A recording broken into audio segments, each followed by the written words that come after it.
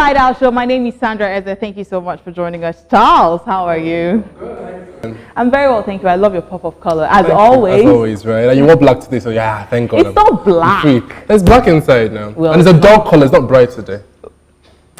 Sorry. Please. Okay, so today on the show we're treating a very, very serious topic. First of all, there is this movement on Instagram. They call themselves Disciples of the New Dawn. So basically what they do is I'm going to read this out. They say that death is a better option than a surgical birth, and that if God decides to call you home, it is not your job to reject. Also, there is this story of a man and his wife, his wife gave birth via a C-section a couple of weeks ago, and then he says he's angry with his wife because, one, he feels his wife is not strong enough, and that delivery via C-section cost him a lot more money, and the scars made her a second-hand wife. So he calls the scar an ugly scar, which is why we are treating this topic today. It's a very sensitive one, and our topic is those ugly scars. We're going to be focused on women who give birth via C-section, that's via surgery. Is there anything different about them? Are they lazy? So many questions to be answered. And yes, as always on this show, I have my panelists who would further discuss this topic with me. And right after the break, we'll get to meet them. This is the Inside Out Show.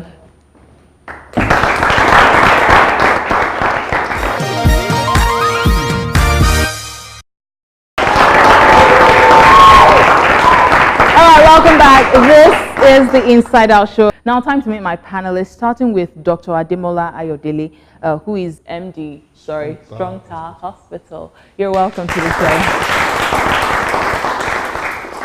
show. We have Busayo Okuyiga, who is an entrepreneur. Thank you for being here. Up next, Olugbenga Ayannuga, media personality. Thank you. And finally, the beautiful Nneoma Effanga, beauty artist and family expert. Thank you for being here. So first, because you're the expert in the house when it comes to child delivery, I'm going to ask you, Ademola, is that okay if I call you that? Fantastic. What is delivery via C-section? When we talk about cesarean section, we're talking about a surgical operation that involves opening the abdominal wall and then the uterus, which is the womb, to facilitate the delivery of the baby and the placenta. Naturally, babies are meant to come through the vagina. But occasions arise when delivery through the vagina becomes dangerous or even life-threatening, either for the baby or for the mother, or for both. And in such situations, it behoves on the professional to suggest and to actually facilitate the delivery through the cesarean section. So that's what we call cesarean section. Basically what it is. Okay, thank you. Olugbenga, what is your view on birth by surgery, that's cesarean section? I want to treat every case based on case-by-case analysis, because we've discovered that as a result of advancement in medicine too, a lot of women are not actually in need of a C-section, but because they want to join the fight, oh, I can't push, oh, why should I waste my time in labor, why not just go for C-section? Oh, I want to have my child on a particular date, maybe on our wedding anniversary, on my husband's birthday, or on my own birthday.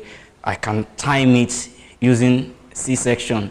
So, for those who are using all those kind of excuses, I believe that it should be discouraged, except in the case where it is a life-saving situation.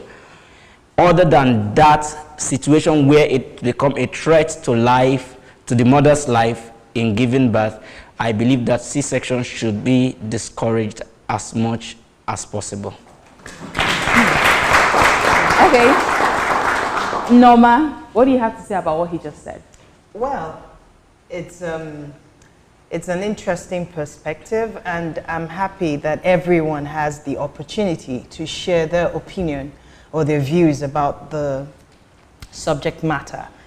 In my opinion, I believe that C-section shouldn't be only for those who are medically termed to need it, because people have options in life.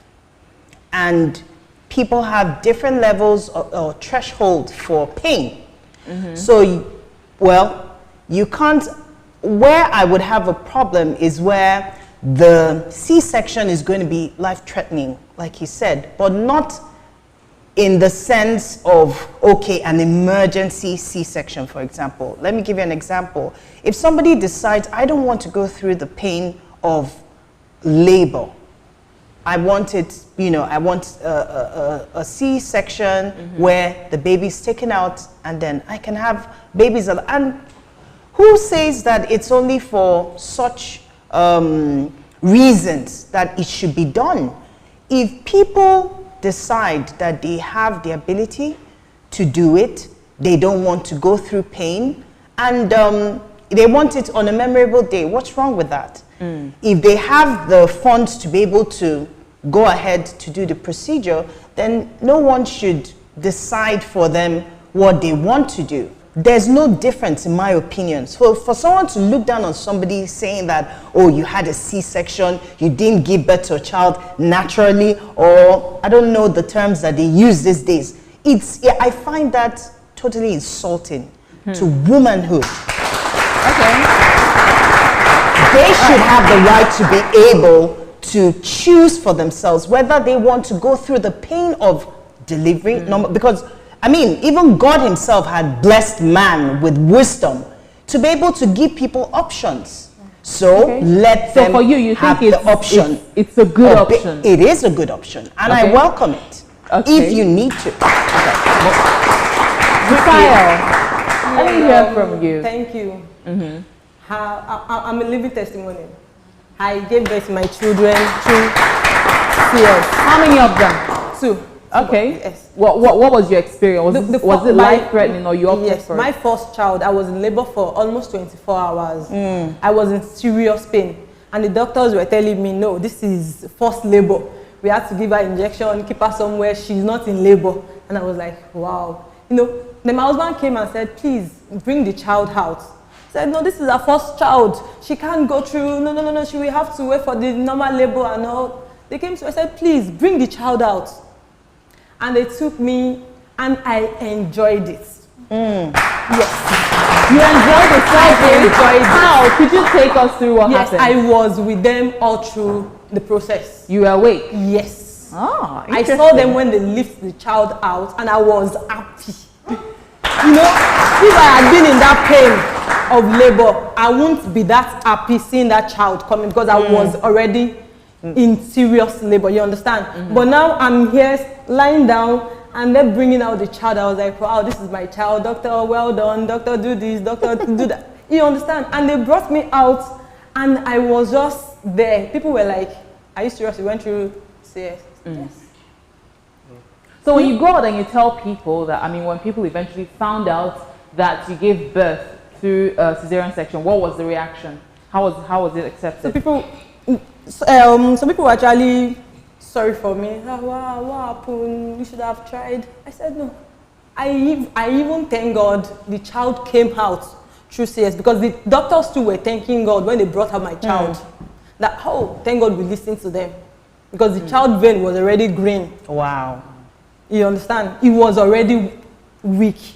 So what if they had kept me somewhere telling me to wait till the normal labor? What would have happened to that child? And they will end up still bringing that child, that dead child through CS, and it will be more painful to me.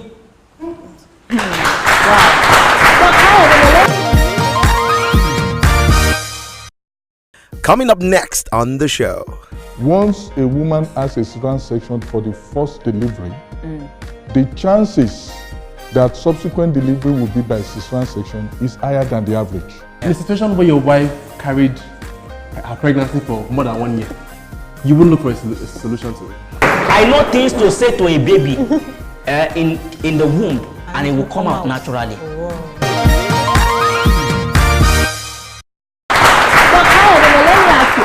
What she said, that the doctors kept telling her, it's your first pregnancy, therefore you have to push and push to prove to the world you're not lazy or thereabout. What is it with women and first pregnancy? Is it symbolic, or is there some belief around it that you have to push to give birth to your first child? Now, the first thing we must remember is that the aim of antenatal care and supervised delivery is for the mother and the baby to be well and alive. Now, in the process of labor, there are occasions that will arise that may necessitate intervention. But we must gauge the importance, the significance of those interventions with the consequences. When a woman is in labor for the first time, we understand that the womb is more or less intact. The natural strength of the womb is there. By the time you make an incision on that womb, it becomes naturally weaker. And so it means that depending on how many times she's going to deliver in future, depending on where she's going to deliver, there might actually be a risk with subsequent deliveries. So for any woman who is coming for the first time in labor, the adequate counseling is, unless there is a medical indication, we want to be convinced that our surgery for that first timer can be justified. Otherwise, we will prefer the natural route. Let me put it this way. Once a woman has a cesarean section for the first delivery, the chances that subsequent delivery will be by cesarean section is higher than the average.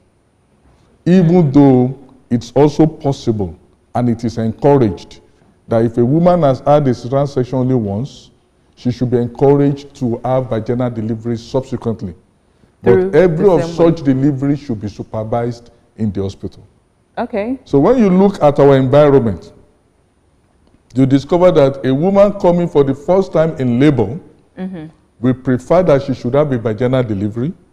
And where it becomes inevitable or necessary to have a cesarean section, we must counsel such a woman properly about the implications and about the higher chances of cesarean section for subsequent deliveries, and about the fact that every other delivery after a cesarean section should not be considered a normal delivery in quotes.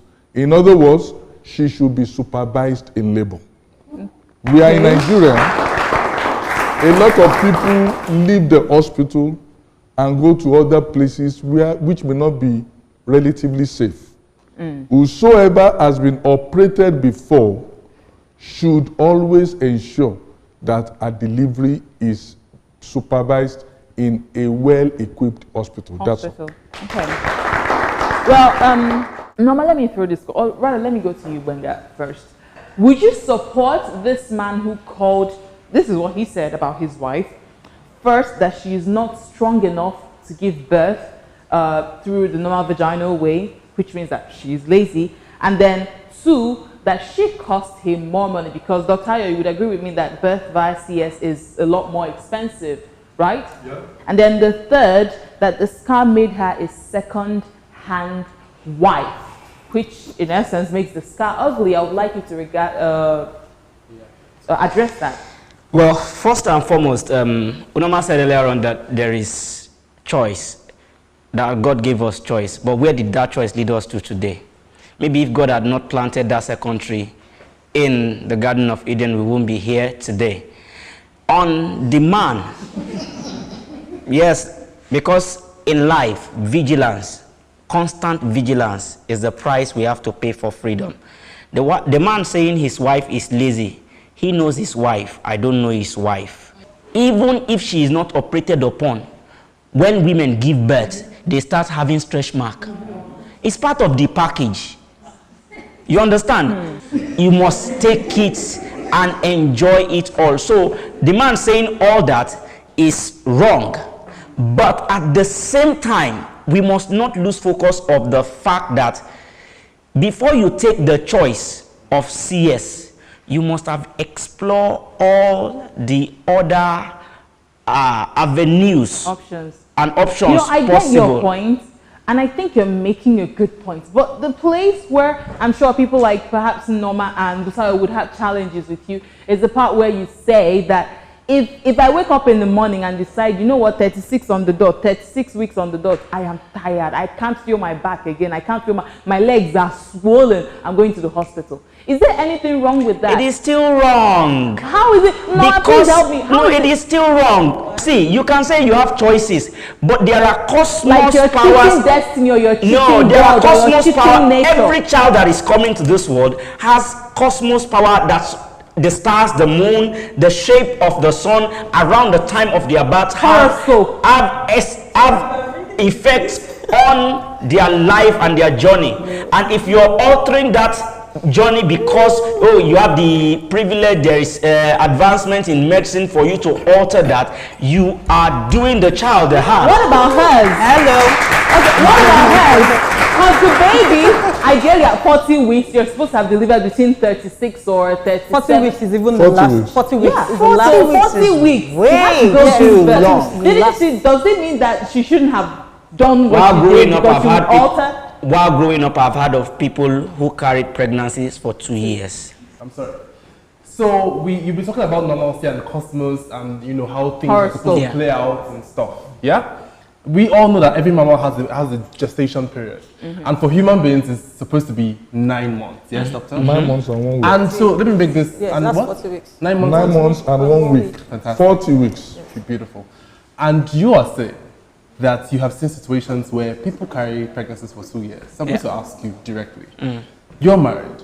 In a situation where your wife carried her pregnancy for more than 1 year, you wouldn't look for a solution to it.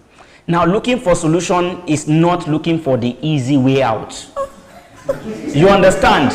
In this sense, when I mean looking for solution is not looking for the easy way out, is this. If my wife is carrying her pregnancy way beyond schedule, I have to consider 3 situations. 1, is it metaphysical power that is holding her down? That's deliverance ministry, like whether she needs to be delivered. Because either you like it or not, no matter how advanced, sophisticated we are, you are moving to Instagram, witches are moving to Instagrams too. You are moving to Twitter, they are there too. So, no matter how advanced we have become, metaphysical powers are with us and it is real. Either you believe in it or not. It's just like the law of gravity. Tell me you don't believe in the law of gravity and then go to the top of this building and jump down and see if the law of gravity will not act upon you. Number 2 is that what has she been doing during the pregnancy that could have, because there are some ladies who won't exercise during pregnancy, who will overeat during pregnancy, who will not take all the precautions that doctor says they should take. If I see that she had taken all the precautions and then this delay is happening, then it will inform what step to take. The 3rd one. What step would you take so that we can? Now, the step I will take is not necessarily CS. There are native wisdom. My grandmother is an Alabuomo. Okay. So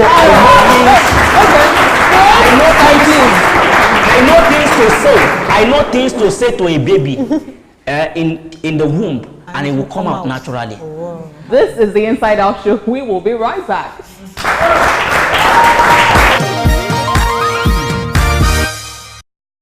Coming up next on the show. As soon as ultrasound scan came, people began to accept the fact that it was not every protruding tummy that is a pregnant tummy. I find it completely insulting. In fact, it's times like this that I wish that men could get pregnant.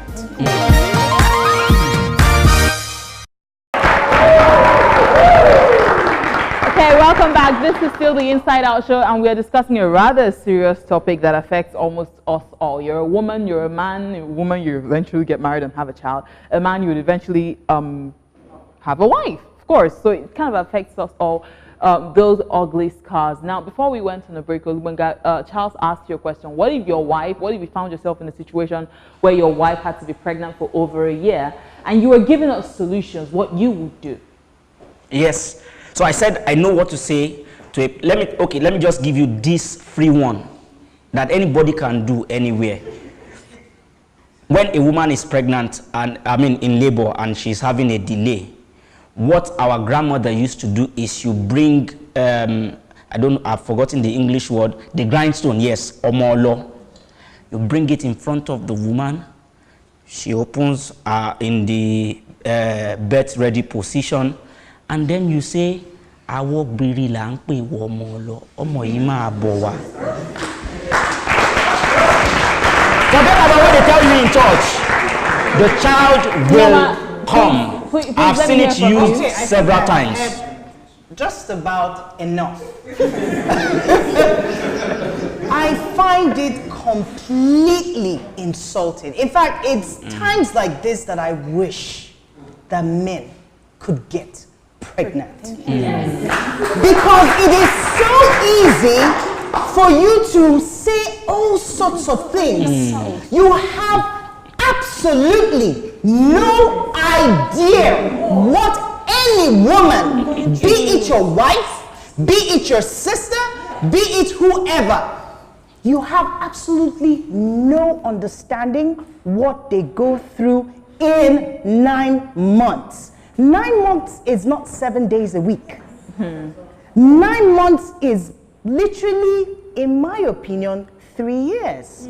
Wow. Because after having that child, until literally they can begin to speak, they're dependent on you.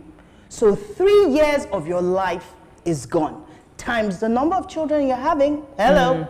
Okay. So if you tell me that after 9 months, you're telling me that, what did he call it, Olomo or whatever, I beg your pardon.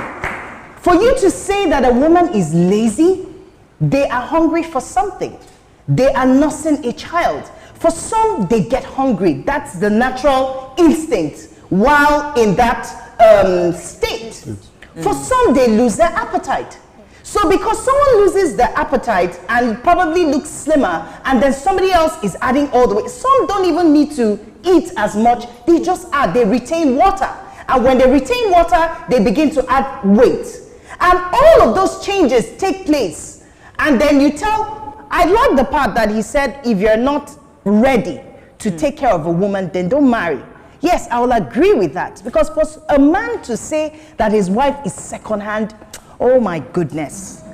Oh my goodness. You have no business taking care of a woman that you cannot stand beside through thick and thin. When a woman is in that state where she is carrying life in her, anything, 2 things can happen. She can either walk in and walk out with a baby, or 3 things rather. Or walk in and only a baby comes out, or walk in and only the mother comes out. Either way, 4 options. So one needs to be very sensitive when it has to do with women. Those are scars of war. That's what I call it. Scars of war. Even a warrior is proud of their scars. When you see it, you know that you went to war and you conquered. That is what shows you that, yes, I went in. Be it the tummy that is now sagging, or the scar that shows where the child came from. None of it is to be taken for granted.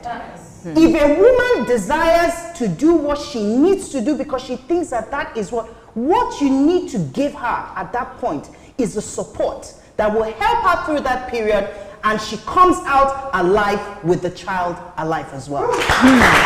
Wow. Busayo. Yes, Yeah. Go easy. Let me go with the man that said his wife is now a second-hand wife. We that went through CS, we are even, I think we are even we are intact. Thank you very much. We are intact. Because nothing came out of that place and it's still as tight as ever. Yes. And 2, if my first child came out in the process of my labor, maybe I won't have tried another child because of that trauma. The pain I went through with that first child, I would just say, please let me just stay with this one. If I had to go back with that pain. Okay, now Dr. Ayo, you're obviously the medical doctor in the house. So I'll throw, first of all, let me go way back to the first question. Why would a woman carry a child for 2 years? Is that even possible? Has that happened? Well, as a gynecologist, I can tell you with authority that even people who believed in this kind of myth are beginning to see the light. We grew up seeing women running from church to mosque, claiming to be pregnant for 5 years, for 10 years. Then there was no scan.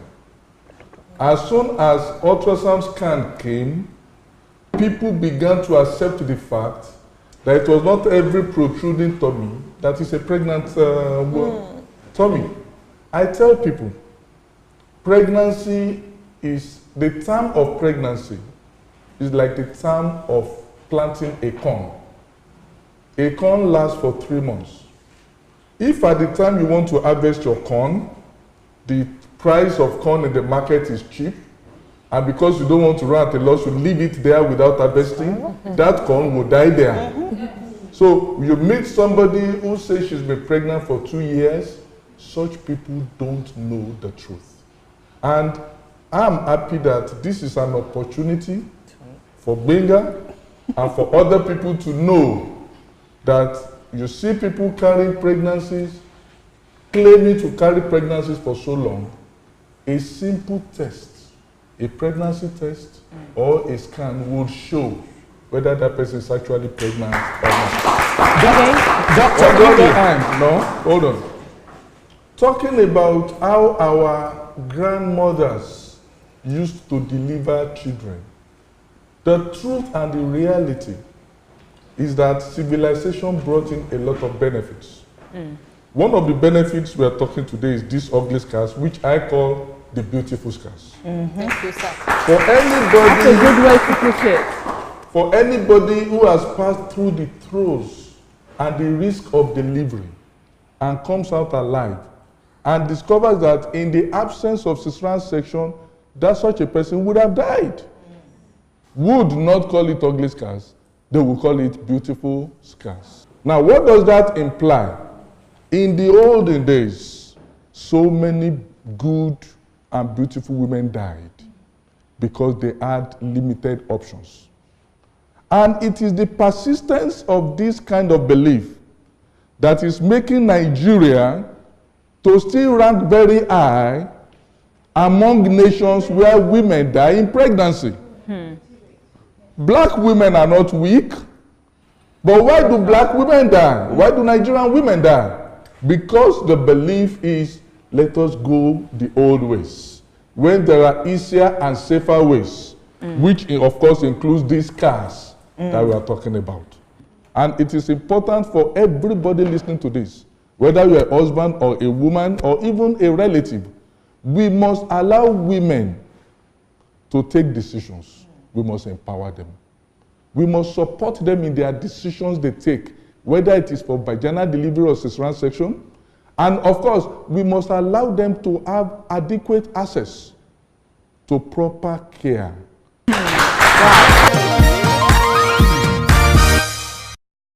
Coming up next on the show, The recovery process and the difference between recovery for normal and C-section, which is easier, which is harder. As regards vaginal delivery or cesarean section, as a professional, as a gynecologist, which one will you best recommend? Charles, before I move on with further questions, Charles, let's see what's going on online. A certain Richard Define says, first, I choose to look at it from the normal aspect of it, and I don't think it's a sin to do so. The question is, can you, give birth? What do you think about those who give birth via C-section? Okay. And but there is this pride women having given birth through the normal way, But if it's a case of emergency, or maybe you've had a couple through the normal way and don't want your hoo-ha going through the pain again, C-section might not be a bad idea. Chidima says, choice, with exclamation marks behind it. When one knows the stress and pain involved in each method, you have to choose that which you can handle. Kehinde says, most women can't, or rather find it difficult going through the normal process of giving birth due to the pain and stress, and decide to opt in for the C-section in order to be at the safer side. There is nothing bad in opting for a C-section. Obiora says, one of the beauties of life is man's ability to make choices. It's necessarily differentiates us from robots and indeed makes clearer the gift of human free will that we naturally possess. However, to every choice, there are consequences. Did anybody say anything about being bullied? Do we have anybody who made that kind of comment? No. Okay. Not really. All right, so let's talk about women being bullied into lying that, ooh, I delivered Hebrew women. Nneoma? A lot of people have lost their self-esteem on account of this normal delivery and C-section situation. You have women who are not confident in saying, I did a surgery to have my baby. And I find it really, I feel for them because it belittles that experience of childbirth. For me, I still stand on the importance of everything that we're talking about, which is the coming forth of a life. So whatever needs to be done to be able to bring that, human form alive and intact, I am in full support of it. So I try to encourage women because, like I said, I find it really insulting for you to belittle that experience. Whether it's a C-section, whether it's normal delivery, does not come into context when life is what matters. And anyone who begins to make people or women feel less of themselves just because it didn't go the way they want to. Hebrew women, you're in Nigeria and you're answering Hebrew. What's the connection? I don't understand. It's important that people know that it's okay to be able to make choices. Yes, there are choices that you make and there are consequences that come with it. But then again, is it a good consequence? Both ways, there are consequences that come with it. If you have normal delivery, like he said, there are stretch marks and there are different things that happen to your body. I haven't even recovered after how many years of, the kids are already grown. And then C-section still has its consequences, but is it life-threatening?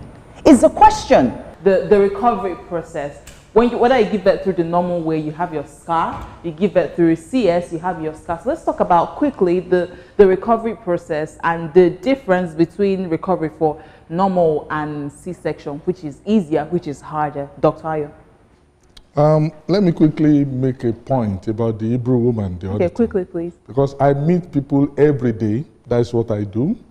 And I find it appalling, even as a pastor that I am, that people don't understand the story they are peddling around. The concept of the Hebrew woman arose because the Egyptian midwives were ordered to kill the Hebrew children. And the Bible says because they feared the Lord, they refused to kill the Hebrew children. That was when Moses was born. And the Pharaoh summoned them, wanting to take action against them. And the midwives must give a response. And what was their response? We could not kill the Hebrew children because before we came, the Hebrew woman would have delivered, which was a valid defense for them. Otherwise, they would have been punished. And the Bible recorded, but because they did not kill the Hebrew women, God settled them in their homes. I think you made valid points on the Hebrew women, so thank you for clearing that up. Okay. Yeah. Can we talk about recovery? On the issue of recovery, it's all about the quality of care you get and perhaps the individual cases. It also depends on what you have gone through in terms of maybe prolonged labor, in terms of being referred from one place or the other before the actual surgery is done. You can have a cesarean section in the morning and take tea in the evening. That is how far we have come. On the other hand, we can have women who have gone through a very tumultuous and hard labor, who may not recover for the rest of their lives. So it's all a question of understanding which one is safer, and then the care that you get post-delivery that will determine how soon you recover. Typically, most people who have cesarean section will go home within the week. Some will go home the third or fourth day. So is recovery easier for cesarean section? That's what I'm saying. Depends on the individuals. Okay. But the care we are able to give now does not really make cesarean section to be something to be afraid. But one-on-one, I think is still acceptable. That cesarean section takes a longer process and perhaps a more torturous process than the normal vaginal delivery. A quick one. What was your recovery process like? How long did it take? Okay, I think for my first child, 12 hours after the CS, they asked me to stand up, as in to be able to walk on my own. And you know, I gave birth in a public hospital, so nobody staying with you. You are on your own. So when the nurse came, "Madam, get up." I was like, okay. I stood up, walk around. I said, okay, when your child cried, carry the baby and put him to breast. I was like, oh, wow. So the third, I think I went home the third day. As I gave birth on Tuesday, I went home on, was it Thursday or Friday? I even asked the doctor, please let me go. I'm okay now. Okay, now time to get questions and comments from my audience. Let's start with you. Good evening, everyone. I'm Nonso. I want to congratulate you because I went through cesarean section. You understand me? So I want to thank you, sir, and the beautiful lady. But my question goes to you, Mr. Benga. How I wish you would get pregnant and feel the same way and feel the same thing we went through while pregnant. I don't, oh God. Please don't pray for it. You see, men get pregnant every day of the year throughout their life. Please, in case if your wife got pregnant, get pregnant next time, please, I beg you, if she demands for anything, do it for her, because you don't know what she's passing through. She's carrying a life and not a stick. And I'm directing that to all the men out there. Please, if your wife is pregnant, I'm begging you, support her. Thank you. You see, men get pregnant every day. I'm saying we don't know what it takes or what people pass through. I do not believe so.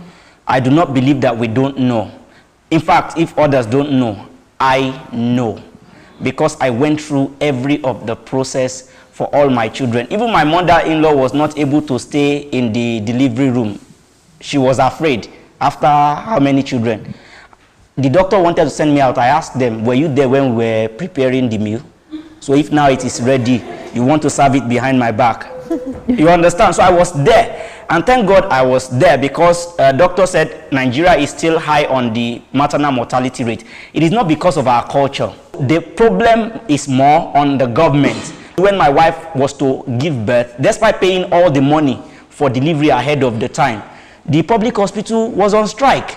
And apart from being on strike, even the Catholic hospital we went to, there was no light on the night of the delivery of the child. I had to use my phone torchlight to be teleguiding them. If not, the baby had... I'm sure a lot of people share the same story with you. Now, let me say, that is suboptimal care. What you have just described. I don't understand. Does it mean that what he described is not valid? Because I'm sure a lot of Nigerians watching right now will tell you they went through the same process in a hospital to give birth. That simply means it is not the normal situation and it should be addressed.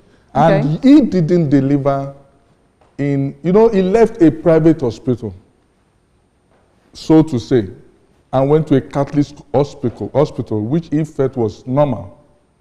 Now, the bureaucracy in that setting or whatsoever might be what led to having to deliver with a torchlight. That actually was a risk to the process itself. So what I'm saying here is that, you know, we don't have all the details.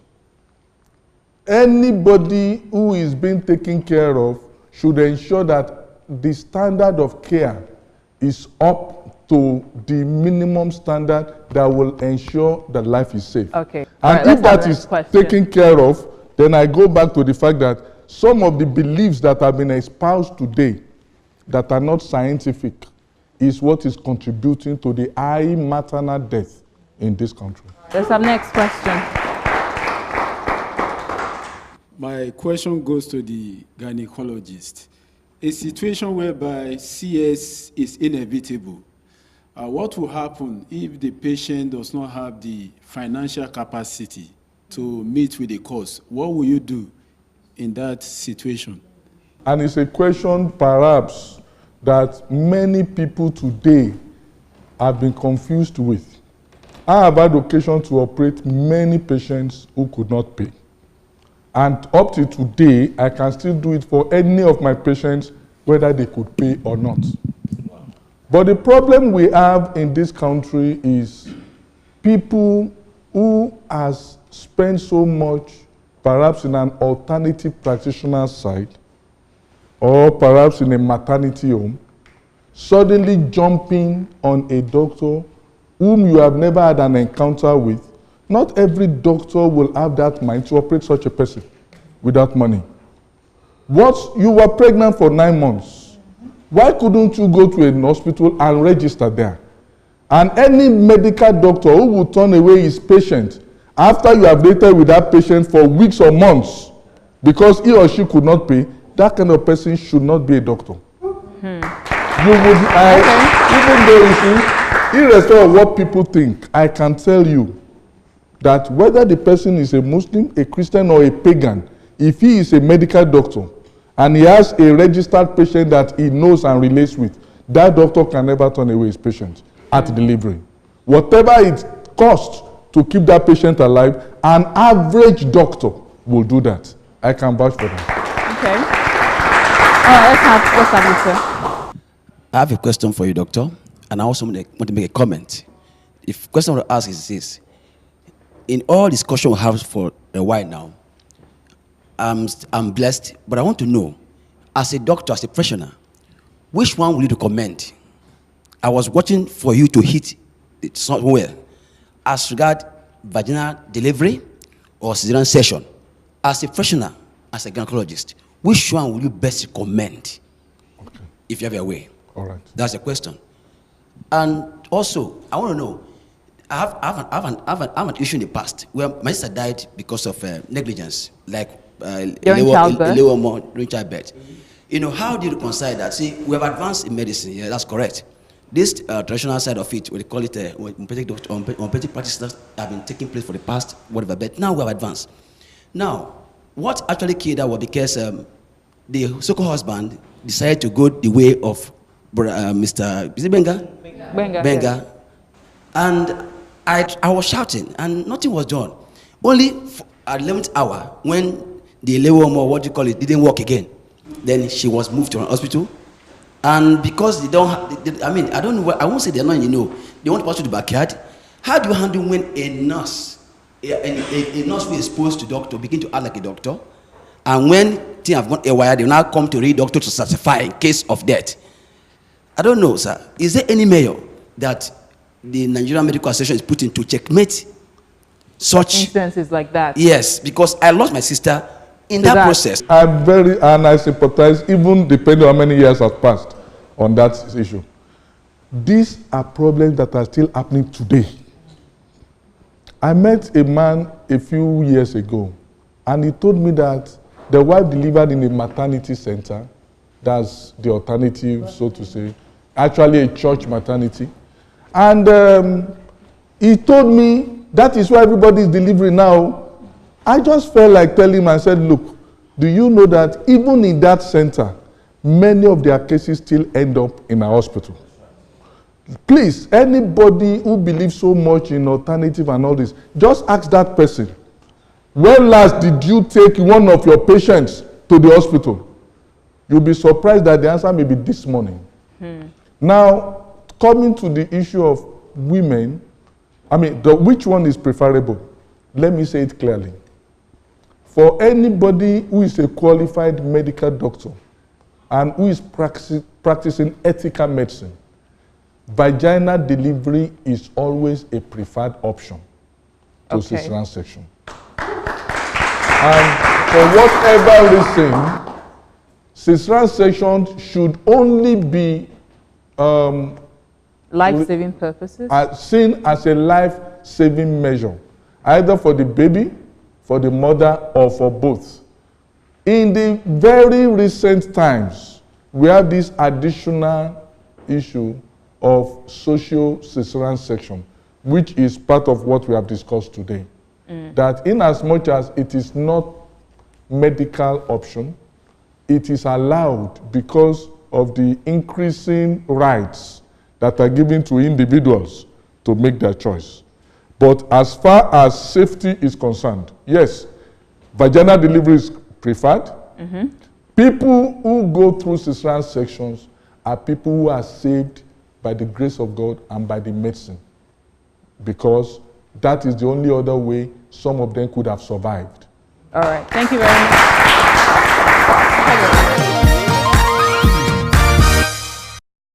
Coming up next on the show. A labor that involved coming before the right time, before 37 weeks, or that had to be induced is not normal delivery. Young people need to know, and we're already in that process of helping them to have that information. Okay.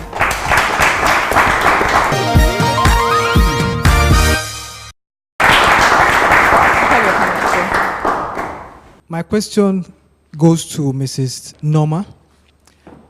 Ordinarily, this program is suitable or should be suitable for married couples.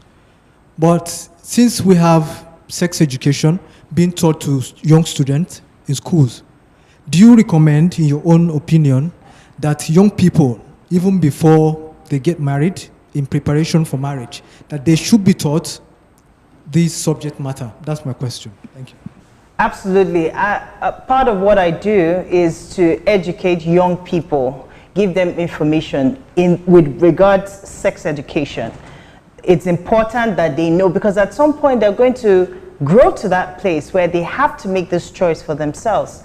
So it's, like we said today, information is power. When you inform someone, you empower them to make right choices in life. So it's part of the process, even for young people, for them to understand the implications, because even in today's world, we have a lot of young people who get pregnant. So it's absolutely, I totally agree with you. Young people need to know, and we're already in that process of helping them to have that information. Okay. All right, let's have a final comment. The reason why we have the chaos that we have in the society regarding what kind of delivery it is that you have to bring forth a child is because a lot of people, not a lot of people, I think we women are actually the reason. Now, I'd like to ask, is there any difference between what exactly is a normal delivery? You know, is there any such thing as normal or abnormal delivery? I'd like us to clear that. Can I quickly jump in? Jump in, jump out. Normal delivery, in my opinion, is being able to bring forth, the process of delivering a child, a human being, through vaginal experience or cesarean experience. So in my opinion, both are normal procedures. It is not an abnormal person that goes to deliver a child. So in my opinion, both of them are normal deliveries. Okay. Let's hear from you, Dr. Ayo. I do not disagree with her as a layman. But from the medical point of view, and thank God for that question, many cases we call normal delivery and actually not normal. Now, in retrospect, you look back and you discover that the woman had a delivery at the ripe age of pregnancy, in which case it was not premature and it was not post-dated. A labor that involved coming before the right time, before 37 weeks, or that had to be induced is not normal delivery. Labor that went beyond the expected number of hours, perhaps above 8 hours, 12 hours and above, is not normal.